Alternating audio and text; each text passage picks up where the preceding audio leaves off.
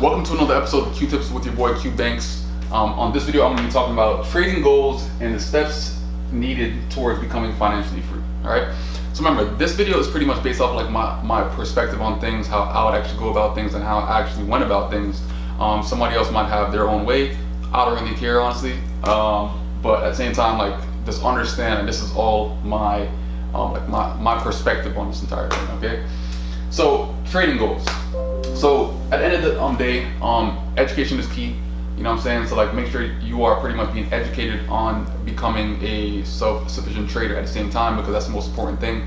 And once you have that, you pretty much get like a nice guideline as to, you know, accomplishing all these goals and everything inside your trading journey. Because without that, you're not gonna, you know, be as profitable as you think, or as quick.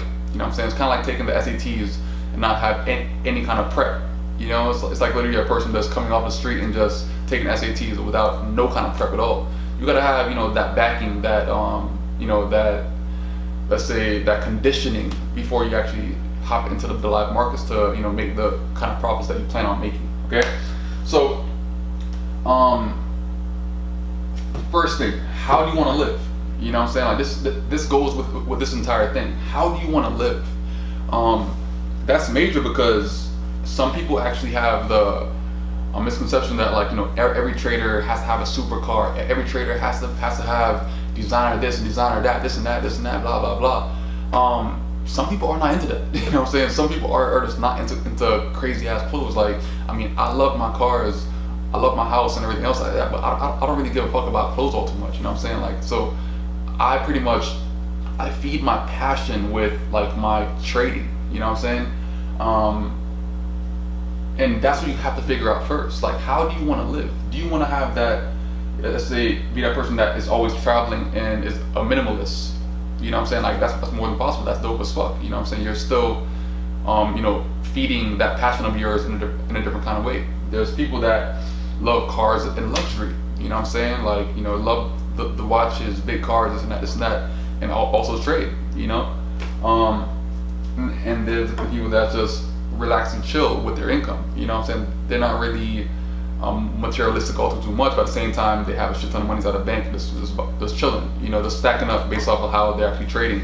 You know, and I think I'm like a little bit of all of those, but at the same time, like, you know, you got to figure out, what do you want? Like, how do you want to live? You know, what's like your lifestyle like? You know, so like, I kind of figured that out early. Like, I was been into cars, so that's what I'm pretty much feeding my passion with. All right.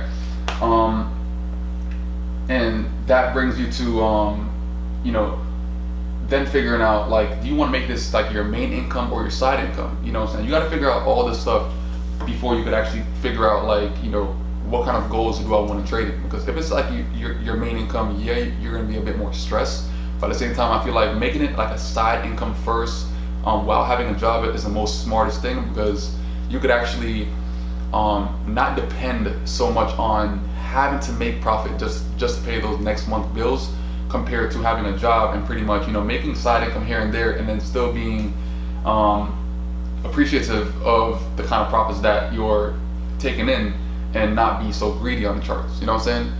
For example, let's say a person is making $600 every 2 weeks, but they just made $300 on the charts in one day. You know what I'm saying? More than likely, they're not gonna try to over trade out too much, because they're gonna hit that benchmark for that $600 for those 2 weeks. You know what I'm saying? Versus the person that doesn't have a job, they're gonna just try to make more profits, and probably end up over trading, and then probably lose all the profits by the time it comes that next month that those bills are actually due. So like, that's very important, because even like when I was working at Target, I was getting paid probably $300 every 2 weeks, working 2 something, 300. So if I made a couple $100 in one day, I was good. You know what I'm saying? But over time, as I became more consistent, you know, I try to hit $200 for 3, 4, 5 days. You know what I'm saying?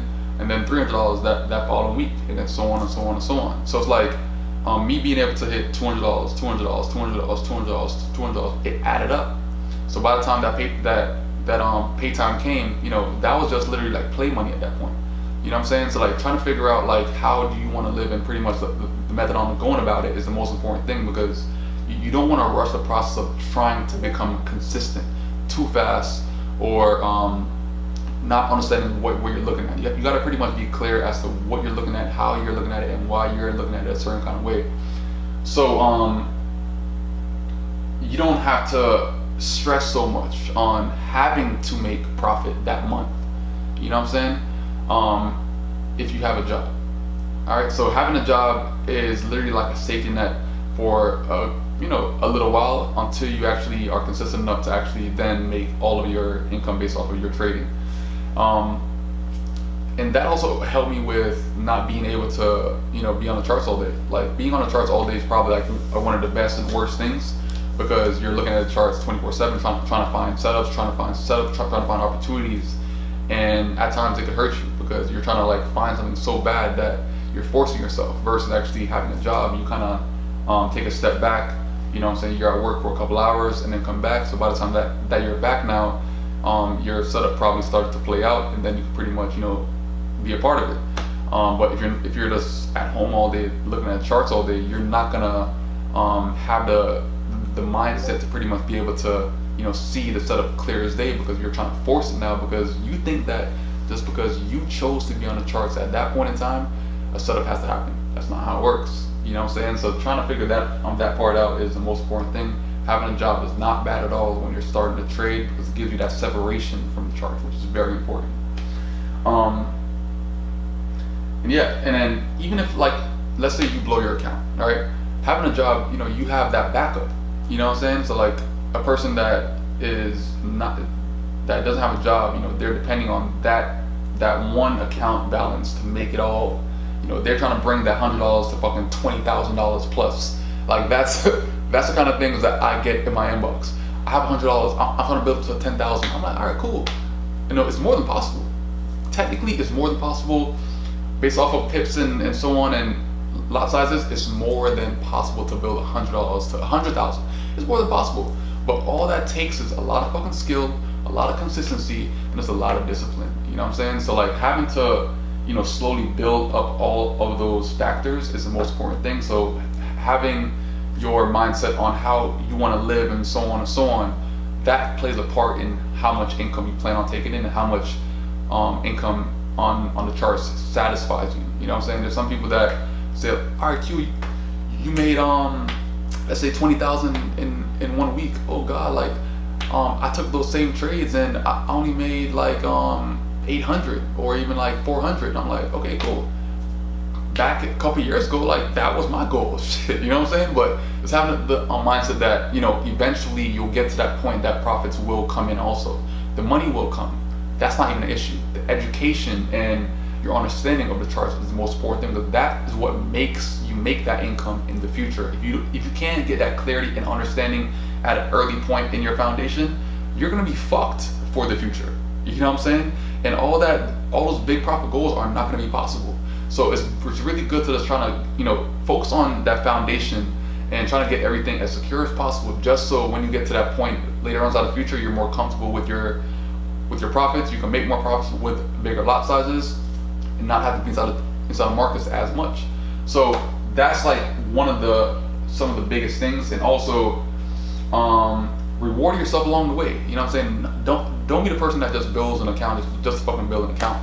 Reward yourself, make withdrawals, invest in how you're living currently. Like my first withdrawal, my first big withdrawal, I bought an Apple MacBook Pro 2013, and then that's what I was trading on it, for a couple years. And that's what helped me know that, all right, cool, damn, this shit is real. This is pretty much something that I bought based off of like my efforts in the markets. And that helped me see a lot of things clearer, and it made me want to actually withdraw more.